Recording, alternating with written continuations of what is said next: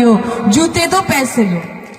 এই ED CBI Mamata ব্যানার্জির মধ্যে ওইরকম একটা সম্পর্ক যেন, মানে বোঝা যাচ্ছে না ইডি সিবিআই তদন্ত করতে এসছে না কারণ বাবার বিয়ে খেতে এসেছে। একটা জায়গায় রেড হচ্ছে, সিবিআই ইডি একজনের বাড়িতে গেছে টাকা তছরূপের জন্য, বিভিন্ন ভাবে দুর্নীতি হয়েছে সেটা তদন্ত করতে ইডি সিবিআই গেছে। মমতা ব্যানার্জি একদম ভাসুর ঠাকুরের মতো, মানে শালির মতো আর কি, সে গেল যেরকম করে জুতো চুরি করে সেরকম করে ওই ফাইলটা চুরি করে নিয়ে চলে এলো, আর ইডি একদম ভাসুর ঠাকুরের মতো বসে রইলো, কোনো কথা বলতে পারলো না। হয়তো পরে বলেছে ফোন করে যে জুতে দো পয়সা লো, আমাকে টাকা দাও আর তার পরিবর্তে এই ফাইলটা নিয়ে যাও, হয়তো কথা হয়ে গেছে, আমরা সেসব জানি না। এখন যে মানুষ আমার মাইকের আওয়াজ শুনতে পাচ্ছেন, যারা মনে মনে খুব আশ করেছিলেন সেই 14 সাল থেকে যে বিজেপিকে ভোট দেব, বিজেপি এখানে আসবে আর মমতা দিদিকে টাইট দেবে, আমি আপনাদের বলছি, যে মানুষগুলো বোকা বলছেন, যে মানুষগুলো ভাবছেন তৃণমূলকে টাইট দেওয়ার জন্য বিজেপিকে ভোট দেবেন, আমার কথা মিলিয়ে নিন। যে কটা ভোট আপনি বিজেপিকে দেবেন আগামী দিনে সেই সব কটা ভোট ওই তৃণমূলের কাছে বিক্রি হয়ে যাবে, একটাও আপনার পাশে এসে দাঁড়াবে না। যারা মনে মনে ভাবছেন তৃণমূলকে শায়েস্তা করতে হবে, যারা মনে মনে ভাবছেন তৃণমূলকে সঠিক জায়গা দেখাতে হবে, আপনাদের বলছি বিশ্বাস করুন, আমাদের 11 সালের পর থেকে প্রতিদিন আমরা 8টা করে নির্বাচন হেরেছি। 11 সালের পর প্রতিদিন আমাদের কমরেডরা লাল ঝান্ডা করার জন্য মার খেয়েছে, কিন্তু আমাদের কমরেডরা কারুর কাছে গিয়ে মাথা নোয়ায়নি। যদি তৃণমূলকে শায়েস্তা করতে হয় লাল ঝান্ডা শক্ত করে ধরুন, আমরা কথা দিচ্ছি 2026 সালে ওই ঝান্ডার সঙ্গে ডান্ডাটা আমরা আরো শক্ত করে বাঁধবো। তৃণমূলকে তৃণমূলের ভাষায় আমরা জবাব দেব। 26-এর পর আর যা যা ওরা করেছে, 11-র পর থেকে যে যে অন্যায় অত্যাচার করেছে ওদেরকে আমরা ফিরিয়ে দেব।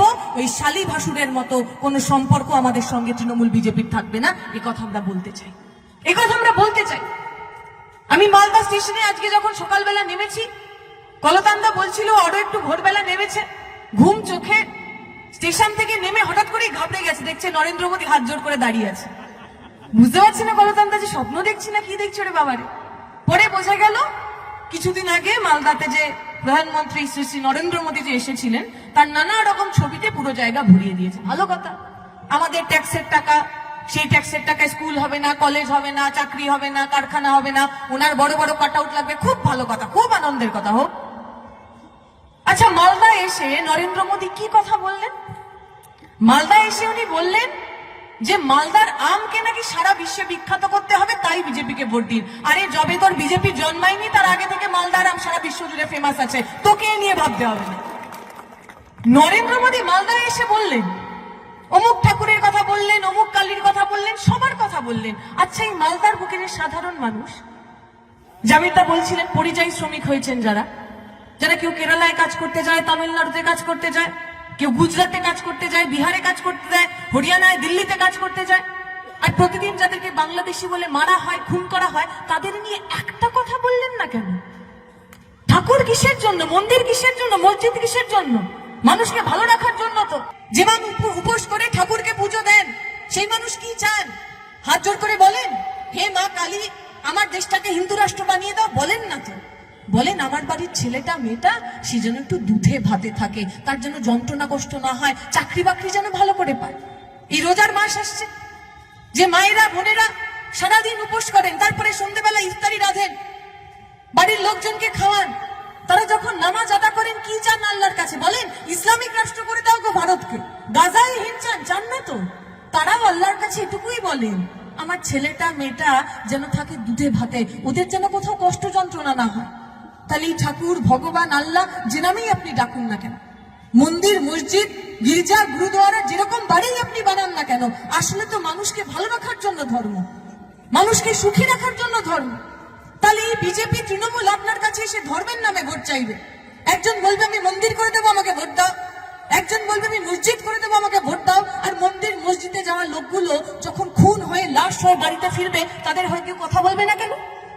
মমতা ব্যানার্জি বললেন যে পরিযায়ী শ্রমিকরা গেছেন, যারা রাজ্যের বাইরে কাজ করতে গেছেন, যারা খুন হয়েছেন, তাদের প্রত্যেককে 1 লাখ না 2 লাখ টাকা করে টাকা দেবেন আর একটা করে চাকরি দেবেন বলেছিলেন তো।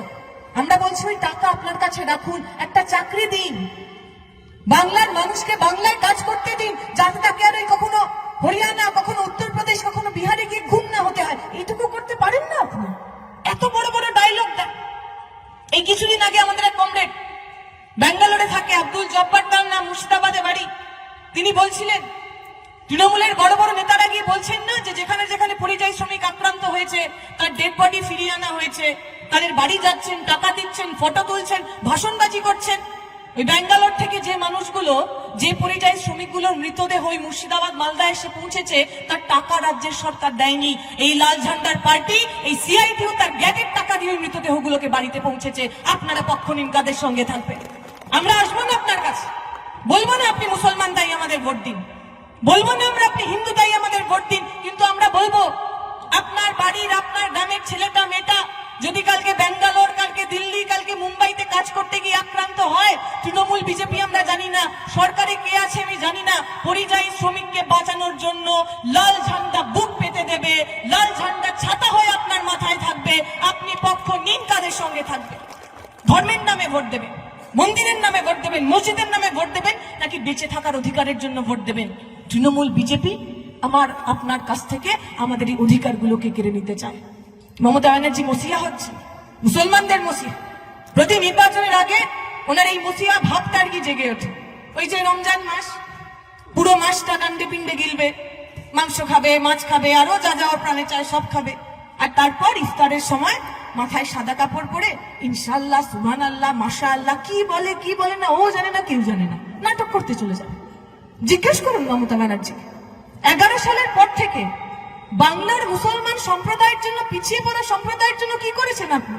এই তো বেদিয়া সম্প্রদায়, এখানে শেরবাদিয়া। 1999 সালের আমি তথ্য দেখছিলাম, 1999 সালে এই পুরো সম্প্রদায়ের মধ্যে একটা মানুষ ডাক্তার ছিল না, একটা মানুষ ইঞ্জিনিয়ার ছিল না। স্কুলের শিক্ষকের সংখ্যা 0.2% পর্যন্ত ছিল। পড়াশোনার অবস্থা 10%, 12% ছেলে মেয়েদের কাছে পড়াশোনার সুযোগ ছিল। এই বামপন্থী সরকার, এই লাল ঝান্ডার সরকার ওই ওবিসি রিজার্ভেশনের মধ্যে দিয়ে এই পরিবারের ছেলে মেয়েদের মাথা উঁচু করে বাঁচার অধিকার দিয়েছে। আমরা বলেছি আপনি কোন ঘরে জন্মেছেন সেটা গুরুত্বপূর্ণ নয়, স্বপ্ন দেখার সাহস থাকবে আপনার। আপনি গরিব হন, আপনি শ্রমিক হন, আপনি কৃষিজীবী হন, আপনার পরিবারের ছেলে মেয়েরা মেধা থাকলে সে ডাক্তার হবে, ইঞ্জিনিয়ার হবে, এমএলএ হবে, এমপি হবে, কেউ আটকাতে পারবে না। সেই স্বপ্ন দেখার সাহস, ওবিসি রিজার্ভেশন, সংরক্ষণ, সেই সবটা তৃণমূল কেড়ে নিল। আর ওরা মুসলমানদের মসিহা। 11 সালের পর থেকে একটার পর একটা মানুষ খুন হয়েছে। সৈফুদ্দিন মোল্লা দক্ষিণ 24 পরগনার ছাত্র নেতা ছিল, ওর পরিবারের প্রথম ছেলে যে কলেজে গেছে,